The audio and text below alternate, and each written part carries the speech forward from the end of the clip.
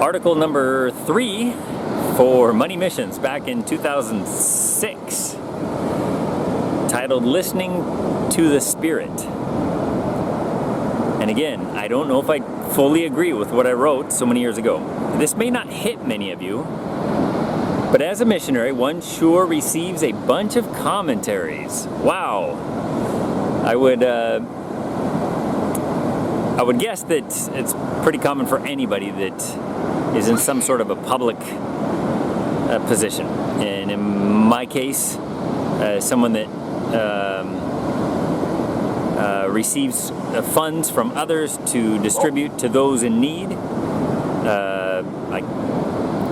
This article is written for that. And even people that don't donate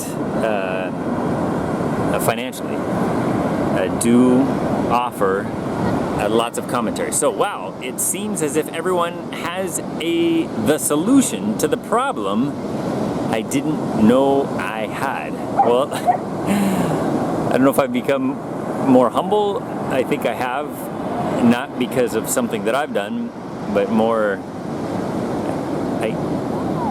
difficult things that have occurred in life have humbled me.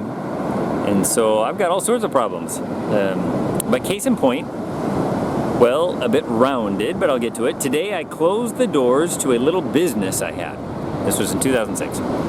3 months back, I started up a second-hand store selling dining room, kitchen tables that I purchased at a weekly estate auction. Going into it, I guess I knew the odds were against me.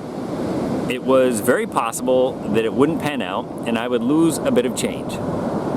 But at the same time, I was willing to take the risk and devote my energy. Man, did the naysayers ever come out of the kitchen table woodwork.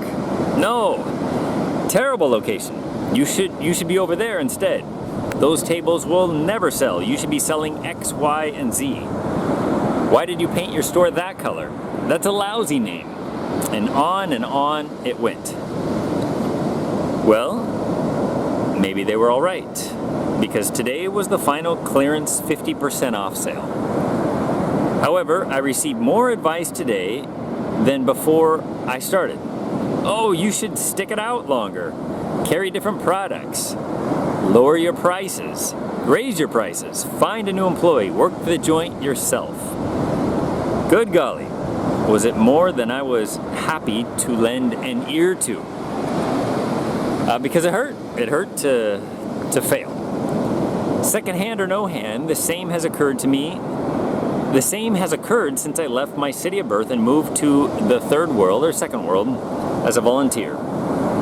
People show no embarrassment, no tact, and certainly haven't read How to Be a Gentleman, a Contemporary Guide to Common Courtesy by John Bridges, which my son reads off and on to this day. Page 67 states, a gentleman has definite beliefs, but he thinks before voicing his opinions. He recognizes that other people's beliefs are valid. He argues only over an issue that could save a life. I've recently been reading Proverbs, and there are many verses in Proverbs that have a similar tone. I don't know if I'd take this quote to the bank, but I do feel that I generally abide by this good advice. And long before Bridges' quote, Christ's brother James said we should be slow to speak. Of course, in context, that phrase can be turned around quickly with quick to listen. And then, even if you don't like what you hear, slow to become angry. That's a hard one for me. Still, to this day. Believers and non-believers in every denomination and race between will for sure tell the missionary how they should be doing it better. Improving one's ministry. Well, at home, what I've done is I guess our job is to sift through the barrage of noise. Only then will we be able to find words of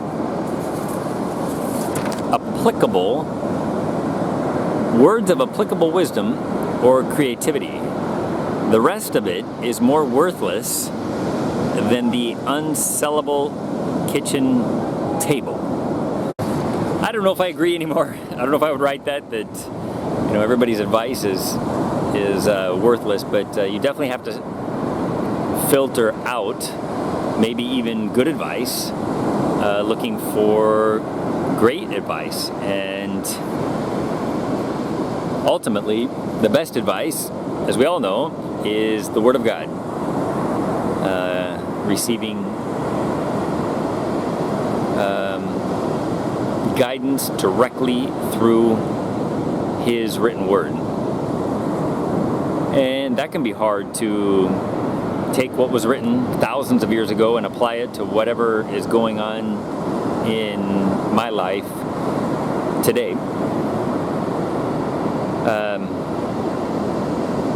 But that's the answer. And I think, speaking for myself, I think I need to be thicker skinned. I think I could look at many points of my life, any random place in my life or chosen place, and having thicker skin would have been or would be a benefit. A friend of mine who's not on Facebook said the main reason he doesn't want to be on Facebook is that he has to scroll down through all this stuff, and for each post he has to just make a split-second decision whether he's going to read that post or look at that picture. And he felt, he's a very smart guy, he felt that it was a waste of time and brain energy, basically, to be scanning and through all this stuff. So my point with the commentaries that one receives is that it can be overwhelming if I'm going through a problem and I asked 30 people their advice on it. It would be, I guess it's good to get outside advice and get a good spectrum. I like to get both sides of an issue, but ultimately I have to seek God's guidance for my life and be obedient and willing to follow it regardless of what other people say.